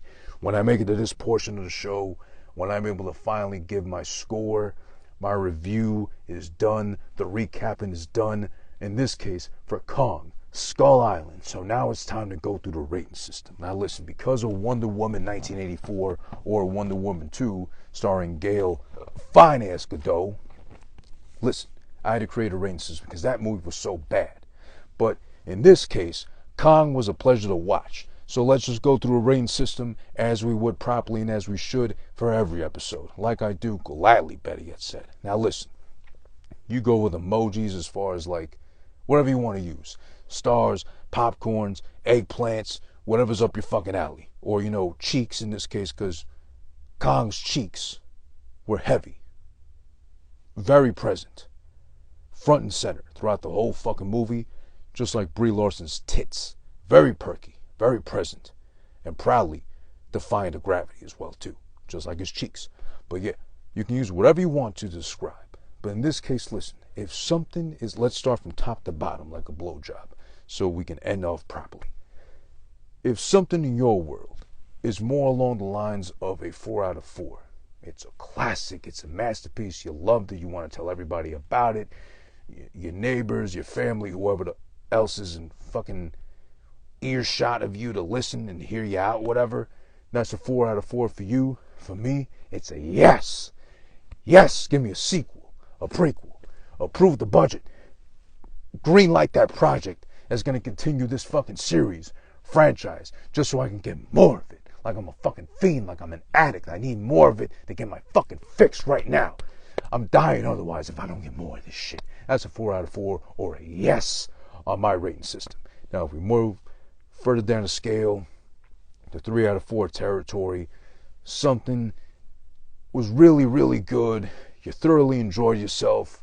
It was close to fucking like, oh, a classic, but not just there yet. Or, you know, it had one or two things it could have done better. Maybe it was like 2.5 hours. I kind of felt it towards the end. It kind of dragged a little bit too, but I'd still gladly tell people about this wherever I can, whenever I can, most likely on the forum as a keyboard warrior and such. That's a 3 out of 4. We got to go with a in this case, like, what a pleasant surprise. So good, I'll watch it again and again, as many times as I need to, and enjoy it myself and or with anybody else that I'm able to tell nearby. But just because it's not that close to a masterpiece or a classic, but it is really good, and I'll be confident and proud to say that wherever I got to. Now, if we move further down the scale, if something is more like, it was good, I enjoyed myself, but not so much, I'll take a break before I ever watch that again like that, or it'll be a while before I indulge myself with that one again, per se. Or, I don't know, maybe I'll like this one, my wife, my boyfriend, not me. You know, anybody else around me might not enjoy it. It'd be more up my alley, per se. That might be like a 2 out of 4. In this case, it'll be a O, which means middle ground, gray area. Like a Venn diagram, the part where the two circles intersect together, that little area right there looks like a fucking oddly shaped, ready kind of for your pussy a little bit too. That's right there, 2 out of 4. It's good, but it's not great. It's good, it's not bad in any sense, any way, shape, or form at all. It's just right there in the middle. It's like, okay, you know, select audience, maybe cater to more, some more than others, but just not a great movie. Just, it's okay. It's going good. Now, further down the scale, and not the very end yet. It's like we're at the very tip of the pubes, not working the balls just yet. If something is, okay, I guess you can say bad, but not horrible, not completely trash. I don't want to take this physical copy of this movie and dump it somewhere, not in my trash, not in my building or my house, but maybe like somewhere a block or two away so no one sees me, or they don't go through my garbage thinking, oh shit, she likes nothing but garbage. I'll have to run away and actually throw this out somewhere else, maybe not even in my neighborhood, so they don't fucking know it's me, or don't even think it's me. That may be like a 1 out of 4 to you, but in my case, in my realms, that'll be a meh, which means, again, bad, but not terrible, somewhat of a guilty pleasure. I always watch it for this one part, but then I cut it off right after, or if I miss this part of the movie and I know I missed it, I don't watch the rest of it, or I can skip it. Maybe it's a guilty pleasure, or something I can enjoy on my own, but I'm not going to be proud to admit to it, or be like, I have to know somebody, or have them say they like it first, so then I can admit, like, oh yeah, I like that shit too. Hey, did you like this part? Whatever, whatever, boom, boom, boom, and be like a fanboy about it too. That's a 1 out of 4, or meh. At the very, very bottom, now you made it to the balls. You're done tickling them. They bust already and shit. It's a done deal, but it was like a sloppy blowjob, like too much teeth action or something like that. Or, you know, so fucking frenetic about it that she was basically flossing her teeth with your pubes and shit. So it wasn't enjoyable for anybody. Or she had braces, I don't know, whatever. She's like 35 but still has braces for whatever reason. So, or Invisalign, whatever the fuck you call that thing. If something is so bad that you have to go on a forum, you have to fucking type out your anger, frustration, and be like, this fucking piece of shit took and stole 2 hours, 3 hours, 1 hour and a half of my fucking life that I'll never get back. Fuck this goddamn director. You can suck my dick, this fucking actress. You a fucking ass. This guy's a motherfucker who fucking started it and signed on the fucking co-star or whatever the case is. Goddamn this shit. And then boom, send that email to wherever you gotta send it to, or fucking post it on Twitter and be a fucking rebel like that because you're so fucking brave, keyboard warrior, pussy ass motherfucker. Whatever. If it's abysmal, if it's trash, according to you, you don't even give it a rating. It's a 0 out of 4. But in my case, it's a why. Why the fuck did anybody approve this shit? Why the fuck did any director have the balls, have the nerve? Are you Roman Polanski? Are you motherfucking, what's his name, Woody Allen? Are you that decrepit, old, evil, where you need to make the rest of us suffer? with some shit like this that you put on the film because you hate humanity and mankind that much? What the fuck is wrong with you? You piece of shit. Just speaking of pieces of shit too, I'm watching one right now as far as this movie's concerned, you're saying to yourself. That's a why. 0 out of 4. Nothing I've watched until now, 19 episodes in, has earned that title yet. I'm waiting for it to preserve all my fucking energy and just vomit diarrhea shit all over it too. But not the case with Kong Skull Island.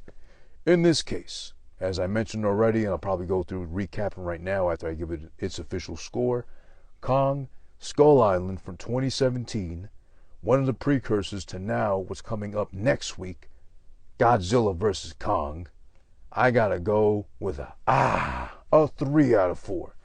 I wasn't expecting this, to be honest, from fucking a King Kong movie of all things, because my first viewing of King Kong ever was, I think, the 2005, 2006 version with Jack Black and, what's her fucking name? That pretty ass white girl, I think she's like Australian or something. Goddamn, what's her name? I think she's Australian or something like that, but I forget. That was my first time watching a Kong movie, or a King Kong movie, beginning to end. I'd only seen bits and pieces, or of course, like everybody else has, like the Empire State Building scene with Kong in the old movies and shit. And they did that for that one too, but it wasn't enjoyable. I like Jack Black. I like that white girl. I can't identify her name right now, but that was all fun and games as far as watching her do her thing as a pretty white girl. But the rest of the movie was like, it was okay. I can pass. Whatever. And I think I bought the bootleg. Actually, yeah, I watched it only because I bought a bootleg off somebody in Jamaica Air for like, I think $10. And it was like the deluxe director's cut version, box set, whatever too. So it was just a waste of $10, Betty has said. But this one was a pleasant surprise from start to finish. Again, very good acting. Very well fucking picked cast. I don't think so, because timeline-wise, according to the movies, they'll probably be dead by the time Godzilla vs. Kong happens, referring to Loki and fucking Captain Marvel. Sam Jackson died. John Goodman died. John C. Reilly will be a fucking corpse and dust, or worm farts by the time this timeline progresses here for Godzilla Kong. So no one's coming back from Kong. Maybe Ice Cube's son's going to be in this one too, because he was in Godzilla King of Monsters. So shout outs to him. I actually like him. I forget if his name's O'Shea Jackson Jr., but he's Ice Cube's son basically. So shout outs to him. I like him. He's actually pretty good. Good actor. And a wrestling fan too. So double shout outs to him for fucking tolerating today's modern product. But that's another story. Godzilla vs. Kong next week. But for right now, a good precursor and lead-in, I strongly recommend Kong Skull Island. If you're just like me, waiting for this shit to go down finally next week after waiting for who knows how long at this point, Godzilla vs. Kong next week releasing the theaters March 31st. I'll be there noon in Flushing to watch it. Flushing, Queens specifically. Recommend, absolutely do. Kong Skull Island. It's fun. It's great looking.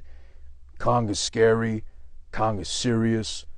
The acting's good. Like I said, the story progresses very conveniently enough to where you'll enjoy yourself. There's no backlash I can give it. There's no like bad things I could really say, besides some of the CGI is questionable and low budget, and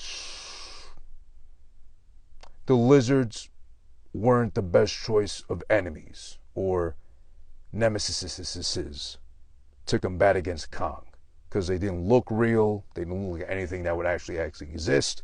But then again, Godzilla of course wouldn't exist, I hope, and or King Kong doesn't exist, I hope, again. But yeah, they could have picked something better, I think so. But if they would have gave us Godzilla, then it would have been too soon and kind of like underwhelming. But yeah, okay, fuck it. But that's the only bad stuff I gotta say about the movie. Otherwise, great. 3 out of 4, or again, for Kong Skull Island from 2017. Watch that shit. Watch both Godzilla and from 2014 and Godzilla King of the Monsters from 2018 as well. So you're nice, ready, and prepped for Godzilla vs. Kong. Next week, I'll be there Hopefully we'll be able to talk about it. Oh, and special treat. I will be taking the day off work that day, purposely, Wednesday, the 31st, to not just watch Godzilla vs. Kong, but to do a very special edition, midweek edition of Who This Been Watching. But it'll be exclusive to YouTube and audio otherwise as well too. But I want that to be nice, pristine, pretty and shit. You know, enjoyable and like in at least 1080p quality. So that'll go strictly to YouTube. No live version of that. But I will be back next week for a very special episode of Who This Been Watching. Friday, 7 p.m. 20th episode, celebrating that shit. And boy, am I going to be fucking pissed for that one. Not so much because the movie's worthy of me being pissed about, but the circumstances surrounding what I originally had intended for that episode, episode 20, got me really pissed. And that person's going to get fucking aired out completely. They know who I'm talking about. The movie I referenced at least 3 times early in this episode is what's going to get discussed next week. Batman vs. Superman, Dawn of Justice, the Who This cut. Because I was supposed to have a pre-recorded special one ready for 2 weeks ago, but that person fell through as far as recording and getting me the episode. So I'm going to chew their fucking ass out, pause, next week Friday, 7 p.m., whatever date that is. I believe it might be April 2nd. Correct me if I'm wrong. Otherwise, in the comments or DM me, message me, whatever. Friday, April 2nd, 7 p.m., 20th episode celebration of Who This Been Watching and the airing out, ass-chewing pause of that fucking idiot. Thanks for watching. Make sure to catch me again every Friday, 7 p.m. officially for the new day and time for Who This Been Watching here on Instagram First Live, where you'll get it at Who This Is One. A couple of days later, it'll be up available on my YouTube, youtube.com/Who This Is One, as well as Twitch. I'm doing that thing also on Saturdays, every Saturday from now on, 1 to 4, 5 p.m.-ish per se, so about a good 3-4 hours of me just talking my shit and playing games badly on Twitch, twitch.tv/Who This Is One as well. Make sure to follow me. Subscribe if you want to. I'm really going to be working on getting that channel up and running properly and making it look pretty. So trust me when I say it'll be worth your time to watch me on Saturday, especially if you got like a couple hours to kill like I do. Boom. Let's keep each other company. Let's talk some shit, play some games, not purposely badly, but because I'm that bad a gamer. I play that way too. I play to try to win, but boy oh boy, you'd think otherwise. I'm purposely sabotaging myself otherwise. But yeah. Who This Been Gaming, Saturdays, twitch.tv/Who This Is One. Who This Been Watching every Friday, 7 p.m. here live on Instagram First at Who This Is One. A couple of days later up on YouTube, youtube.com/Who This Is One, as well as available audio version on all podcasting platforms you can imagine: Spotify, Stitcher, SoundCloud, iTunes, etc., BlackBerry, Google. I'm on Amazon, for God's sakes. And I'd like to correct myself quickly before I go off now. I've been referring to Jeff Bezos' ex-wife, Amanda, incorrectly. Sorry. I've been referring to Jeff Bezos' ex-wife by the wrong name this whole time. It's Mackenzie Scott. Now that she's divorced, of course, Mackenzie Scott. Shout out to Mackenzie Scott. I'm on Amazon. Listen, if I gotta beg and grovel to Jeff Bezos, it's whatever. But I'll beg, grovel, and do whatever else. Wink, wink. For you, Mackenzie. You fine-looking 50-year-old multi-billionaire divorcee, lovely-looking woman, author, accomplished author, I'm sure. But go ahead. If you want some writing in your life, I'll write you a love letter, a soliloquy, whatever you want. Make me a part of your life, please. Save me from the financial tight hole I'm currently in right now. I'm not saying I'm poor, but it'd be nice if I had a couple of billions to spare. And share, of course, with the rest of the world and everybody here watching, too, if you show me love, at least. Thank you for watching. I appreciate you. Every Friday, 7 p.m., you'll see me back here next week with episode 20 of Who This Been Watching. Batman vs. Superman, Dawn of Justice, 50th anniversary / the Who This cut episode of Who This Been Watching. The one you were supposed to get, but never got, and now you're going to get. And also that person who fucked up the episode I had in mind is going to absolutely fucking get it. Roasted, that is. Sizzling on the grill. That's beef cooking, boy. You smell it? Who This Been Watching? Thanks for watching. I'll check you out.